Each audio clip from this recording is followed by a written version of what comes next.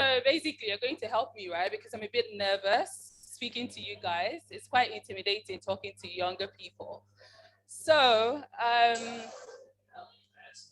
just want to play this. So that's just a quick introduction about myself. Can you pause it? How I ended up here. Pause it. Go to the next slide, please.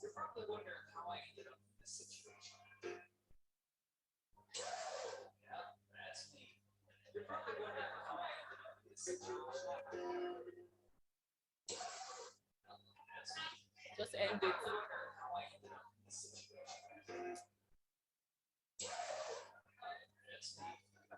1 second, guys.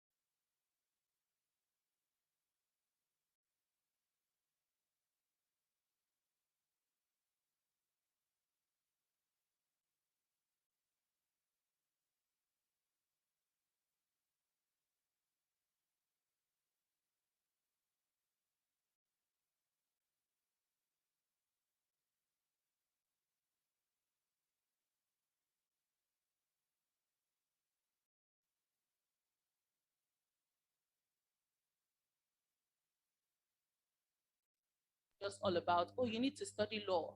That's what we want. You must study law. So, and personally, I wanted to study media, right? And my ideology around it was basically, as the human brain works, was to concentrate on what I wanted to study and to make sure I excelled in it. So then I started taking additional courses in media, and I would excel in it. And then I failed woefully. Like, when I mean failed, I failed woefully for my law classes. So the important thing now about qualitative education was that my tutor at the time and the principal of my school had to call me aside to understand idealistically why I was failing my law courses and why I was passing my media courses, right? And then it was reached that I just didn't like law. So then I just switched on and started studying media. So in terms of that journey, after my foundation, I moved on to study my undergraduate studies, and that was in Birmingham City University. So during my undergraduate program, I specialized in TV production. Does anybody know what TV production is? Do you know? Okay, that's fine. So I specialized in TV production. And after that, I went on to study my master's in future media. So does anybody have any idea what future media is? Have you come across the course? Do you know? Can somebody answer? Anybody? Nobody knows. So future media is just a fancy word for digital advertising. That's just what it is. It's just really a fancy word for digital advertising. So under digital advertising, you will learn two things. So you have the creatives and you have the analytics. So the creative is where I was. So we're just basically the guys that comes up with the fancy words that you see online. You know, when you watch an Instagram post and things like that, the catchphrases that you see in the caption, that is kind of thing that we will look into.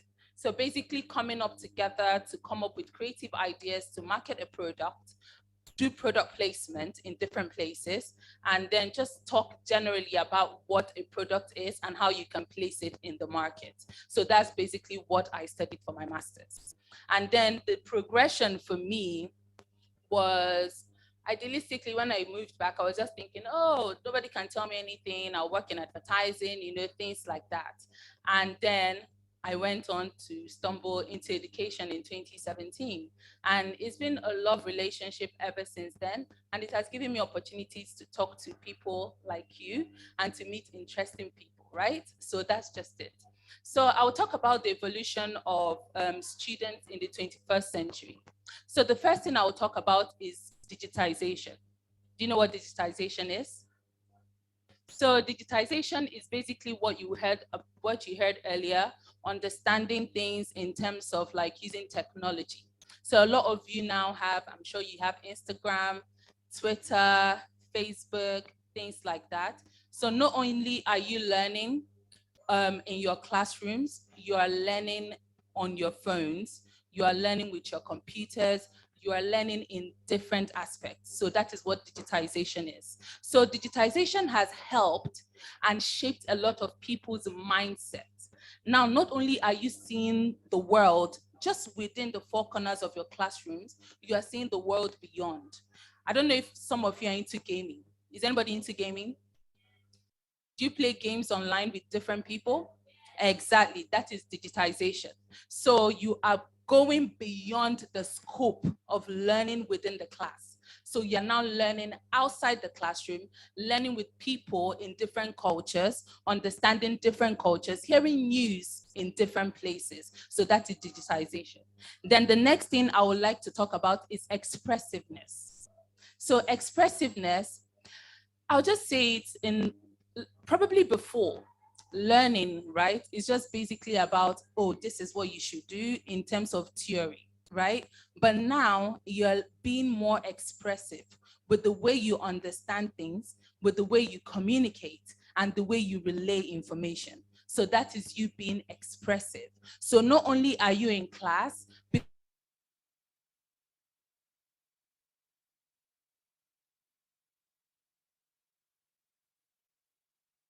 you have teachers as well now that are also widely knowledgeable about a lot of things. So they will give you that opportunity to express yourself. So that in that sense. And then the next thing I want to talk about is an exciting approach to learning. So now, most times, some of you, when you want to take notes, you're not only taking notes on, maybe if you're allowed to use phones, you can take notes on your phone. You can also learn in different ways.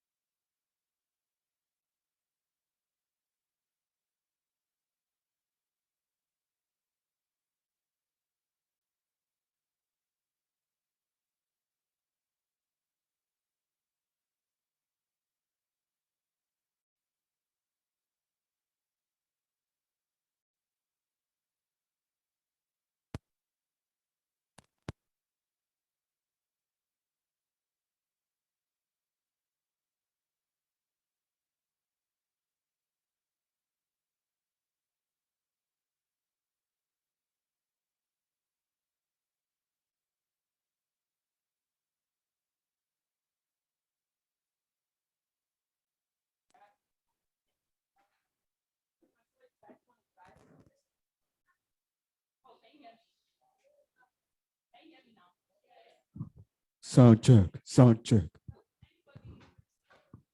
So,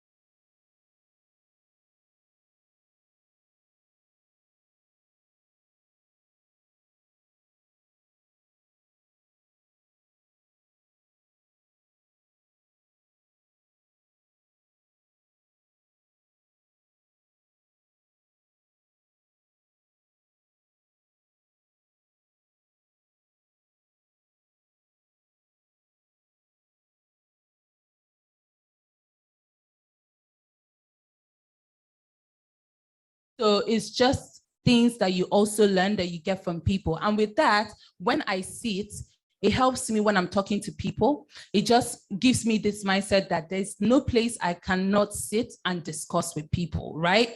And also, it also helped open my mind up to the fact that I can attain things.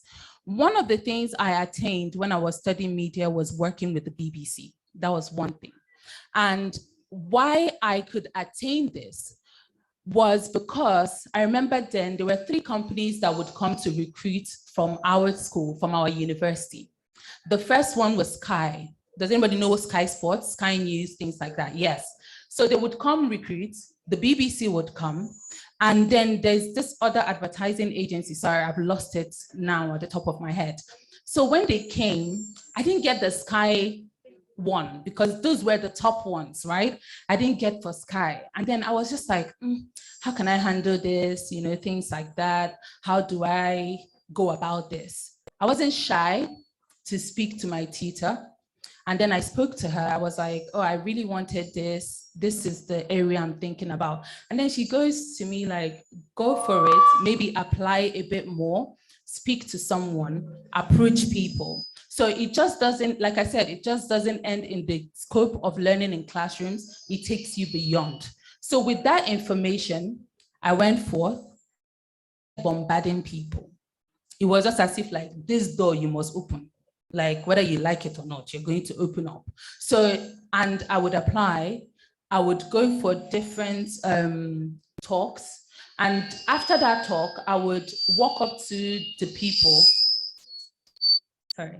After that talk, I would walk up to the person in the, like, you know how you have the career day to day. So it just doesn't end with, oh, I've listened, it's time to go back to class. You've not learned anything. So the next thing to do would just be to take action, be proactive.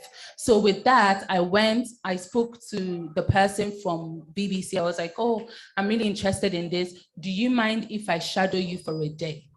So shadowing someone for a day would just be like, maybe let me say, you say you want to shadow me for a day. It's just basically you watching what I do to know how it can help you in your day-to-day life. And to even know if you even want to do the job. Because from the outside looking in, you might say like, I remember then when I was saying, oh, I must be a journalist. I must work in advertising. I must be a social media manager. And when I did it for a few months, I was like, I don't think this is where I want to be. And with that, because I had the opportunity to shadow people and do a couple of internships, that also helped me. So with that lady, she gave me the opportunity to come, work with her for a day, and that opened up more doors to be able to work in the BBC, right? So that is you getting interpersonal skills, being proactive, and going for what you want. So that is what the qualitative education will do for you. Now, where am I today? Right? I will start in this sense.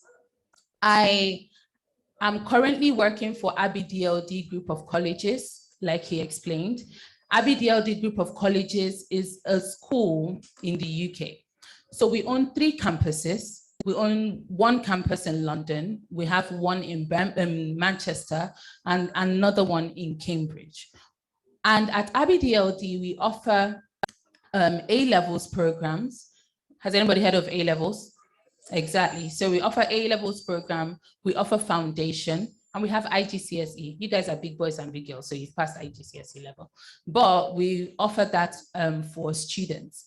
So, and part of the benefits for me for A-levels is, for example, you see people that say they want to study medicine, or they want to study engineering, or they want to study architecture. So the good thing about A-levels is that it would give you an added advantage and an edge to the different schools that you want to go to, right? Probably you want to go to high-rank schools, or depending on any school that you want to go to, A-levels is a good opportunity for you to start. And you can also do foundation. It will be for 1 year. A-levels is for 2 years. So it just depends on the one the student wants to go for, right? And part of my job for my school is to ensure that every student like yourself that comes into our school has the proper and adequate information that they need. So when you apply, I see your application. And then I would likely give you a call or send you an email, follow up, and just ensure that you have all the information that you need moving forward. So basically guiding you through all the processes that you need. And this will just help you, like I said, make an informed decision and to know what you want to do with your next steps, right? And this also, I attained it because of the qualitative education I have. So I just wanted to show you guys, can we go back, please? I just wanted to show you guys pictures for myself. So like I said, the benefits, life skills, competitive advantage, ascertain future academic performance, right?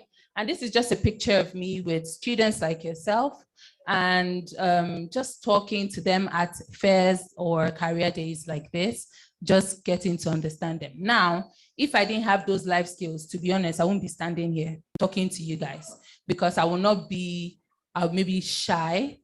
I will not know how to coordinate my words. I might be coy. I don't know, maybe I will not know how to just like speak, to be honest. So that is part of the learning curve. Please, next slide. Next slide. So I've mentioned about our colleges and the offerings that we have. Can we stay here, please? So, and like I said, these are some of the courses that we have. One good thing I like about our college and what we offer, each classes, there are like 15 students, 10 to 15 students in each class. And like I said, tie it back to me. If when I was studying law, right, that my tutors or my teachers did not have the understanding of what qualitative education was, they wouldn't have noticed I was performing badly in my law courses, right? They took time, understood it. And also, that is also the benefit of some of the smaller classes that we have. So when they noticed this, they had the opportunity to speak with me and to understand from my perspective what I needed and how I could move forward and what could help me. So back to it, qualitative education, and that is part of the benefits. So that is one thing that we offer for our school and the smaller classes that we have and the teachers that we have as well. Just like your teachers here, I'm sure they're very helpful with how they speak to you guys. But I just want to say this, right? Because most times, in terms of, we've talked about the student perspective. Now let's talk about the teacher perspective. You also have the duty to your teachers and to your tutors to also approach them with your issues. Because not only are they looking out to make sure you're good, how you can also understand that you yourself are learning and trying to do a service, a good service to yourself, is also to speak to your teachers, tell them what you're going through, and then they can now put it in good perspective for you to know how to advise you accordingly. So that is also part of you understanding your learning process, right? So that is just what I wanted to add. I think that's it for me. I brought some of the brochures from my school. I will give it to your teacher. You can look at it when you want, and some bags as well to share to you guys. So that's it. Does anybody have any questions? Yes, please.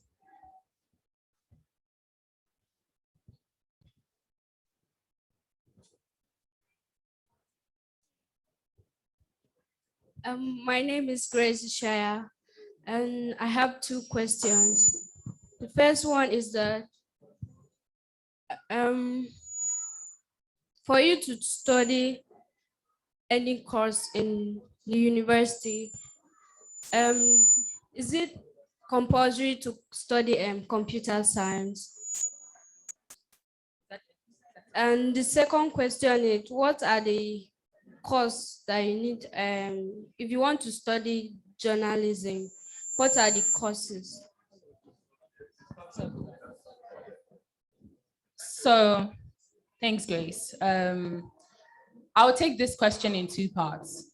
The first part is you do not need computer science for every course, right? You don't need it. So Different courses requires different subjects or modules. Some schools call it different things. So you would have to find out the school you're going to and the requirements that they need. Let's just say you want to study journalism, right? Now I will talk in perspective of what I understand in terms of my own schooling. One of the things I knew I needed was English. My English had to be good. I needed English. I needed literature, for example. I needed to also understand business. So depending on the kind of course that you're going for, it will determine what you want. Let's say you want to study law or you want to study humanities. I would presume that you're taking government in class, right? Also English. In some schools, they might require maths. Some schools might not require that. So different courses requires different subjects or different modules regulation. So for us, if you want to study journalism in our school, like I said, you will need English. We would expect that you might have literature for your background. Also, we might ask you about government studies, just depending. But the core courses that you would definitely need is English. English is one of the core courses. And also, if you want to progress, you too have the service of choosing what courses that you want to take as well in the university. So you will also look at it as well. Does that answer your question, Grace? Thank you. Any other question? Do you have any question?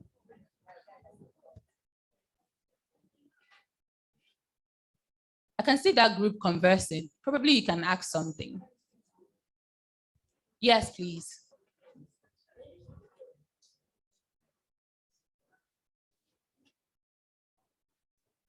I noticed that in high institution, they don't do journalism as a course. Yes. So me, I was talking from my perspective. So that's true. Some people don't do journalism, but like I said, I'm just talking from my perspective outside the Nigerian curriculum. So that's just it. Yes. If we want to apply to your school abroad, how do we do it? Amazing question. So if you want to apply to my school, I will leave my card with Mr. Kazim.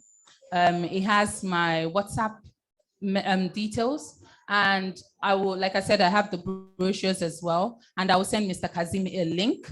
Through that link, you can just put in your application. So one thing I want to say, I understand most of you have not graduated. So even if you're applying, it doesn't matter. You don't have to wait till you graduate. We can take from now, use your transcripts. You can get your transcript from SS1 to SS3, depending, or from SS1 to SS2, depending on what class you're in. So you can apply through that channel, right?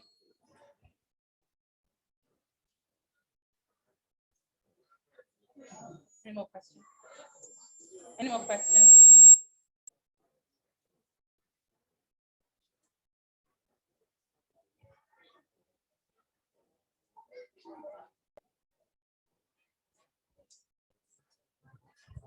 Good afternoon, everyone. My name is Yusufa. Please, I want to ask, how much is your school fees? And again, and again, and again, is it only social subjects you offer? Oh gosh.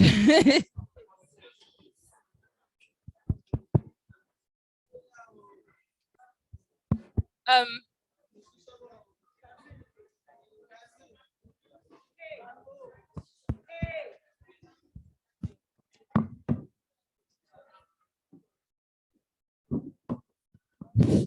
Hello.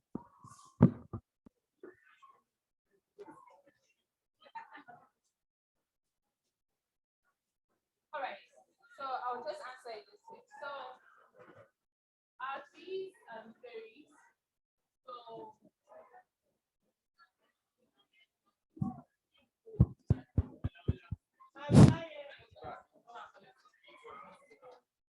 Thank you. So basically, our fees vary. It can go from £20,000 to a certain amount. Hold on.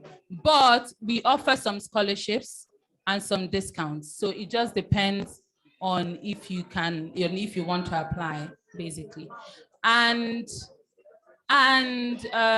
we don't only offer social science courses, we offer medicine, we offer engineering, we offer computer science or computer engineering. We just offer different courses. So it just depends on what you want to study, basically. That's it. Any more questions? Any more questions?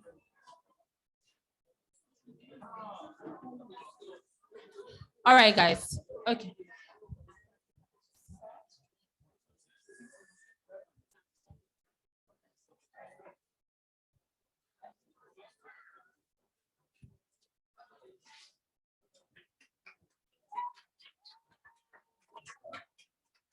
Ma, do they do online classes? So we have some online classes ongoing now for some students from September. So yeah, we do offer online classes. Sorry? Yes, graduates. All right. Thank you so much for your time, guys. Do you have any questions?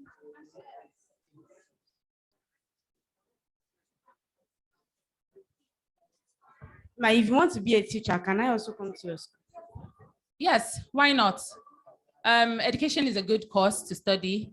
And if you study education, it just doesn't end in the horoscope of like teaching. You can go beyond it. You can become an education consultant.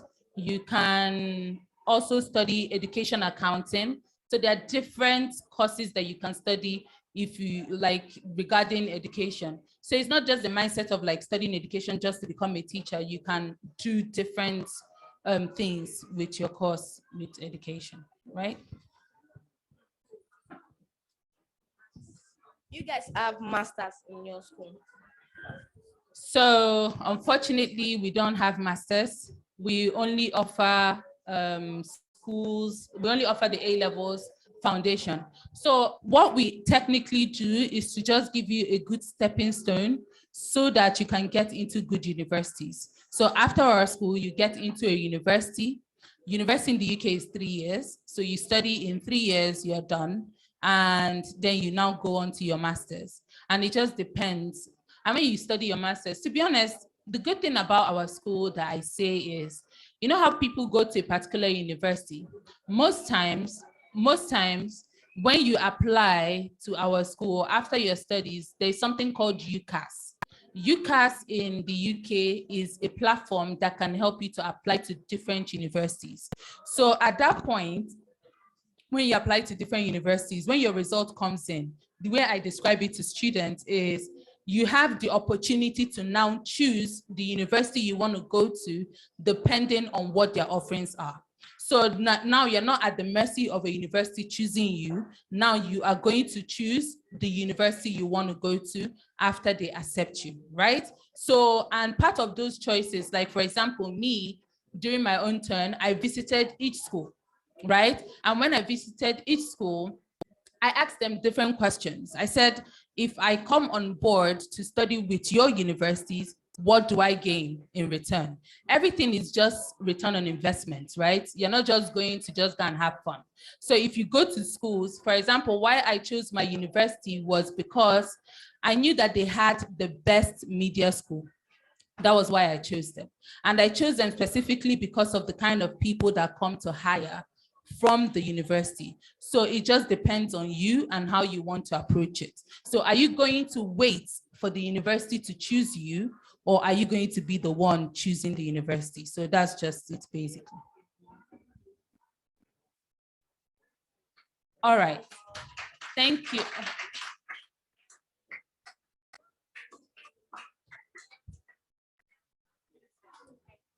My name is Godia Amadu from SS2, right? If you want to be a consultant, what are the courses you need to study? That's an interesting question. And to think is part of my job. At the top of my head, I'm thinking. So, because I stumbled into this, because this is not what I studied, but I would attempt to answer it to the best way I can. So a consultant, you don't just go to university and say, I want to study to be a consultant. No, right? You don't do that. So you can become a consultant in different aspects. Consultants are people that already know and understand what an industry is. So it's basically thought leadership in a particular industry. So what do I describe by thought leadership? Your teachers are thought leaders. Why are they thought leaders? Because they already understand how to teach you and they understand what education is. So these are thought leaders. For example, you go to a bank, you see a bank manager. A bank manager can say, oh, I'm an experienced or I'm an expert as a bank manager. So the bank manager can be a thought leader in terms of banking. So if you want to study consultancy, or if you want to become a consultant in future, for example, like I told her, she can study education, you can study law, you can study engineering, you can study anything. Now is a means of you coming into an industry and providing services that you feel like the industry wants.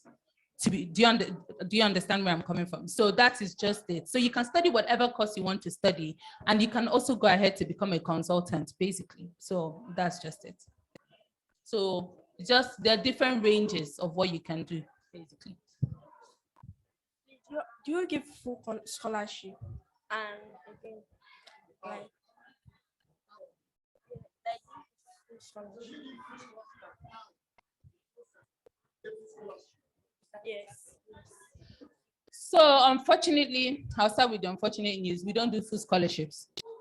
So, but we also give discounts. So there is a discount. A discount is the one that probably I might just decide to give you like maybe 20 or 10%, right? But if you want a scholarship, we're looking at least from 30% or 40%, sometimes just depending of your fees. However, because we don't really know you, we want to test your capabilities, right? And how can we test your capabilities? You do a test. So that's just what it is. You have to do a test and you do well in the test. Now, if you can take maths in a Nigerian school system, or if you can take English, quantitative studies, you can pass it. You can pass it. That's just what I just say. So it's just basically going to be you writing a test to get the scholarship.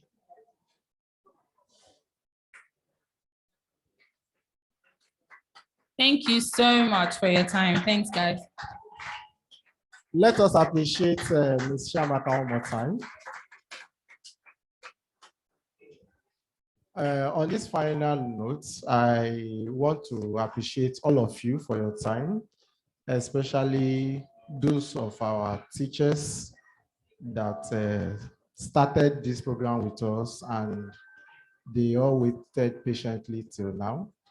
I also want to appreciate the principal. In spite of his busy schedule, he was able to start with us, and I'm sure he might even join us before we close.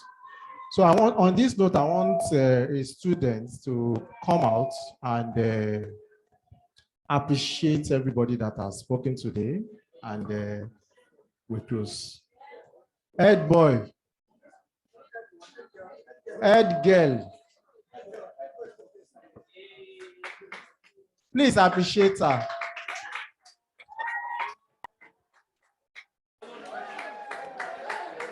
Yesterday, head girl spoke. Yesterday, head girl spoke. 1989, head girl spoke. Now today, 2002, head girl want to spark.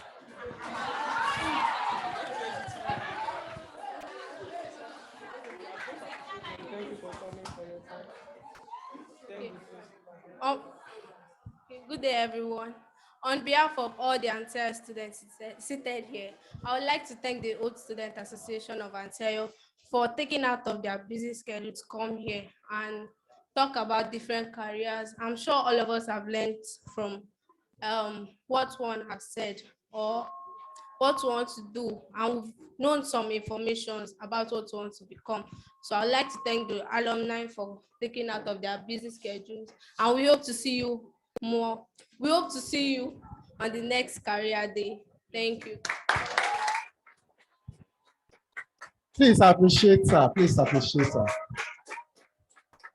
I also hope to see you at the top, so that tomorrow when I hear your name, I'll say, oh, that's my head girl. Just like today, sorry, 2022. Just like today, anytime I see Azizat or Shiola on TV, I always tell my children, we attended the same school together. So on this final note, I would like somebody to come and give us the closing prayer, and then we go to item 7.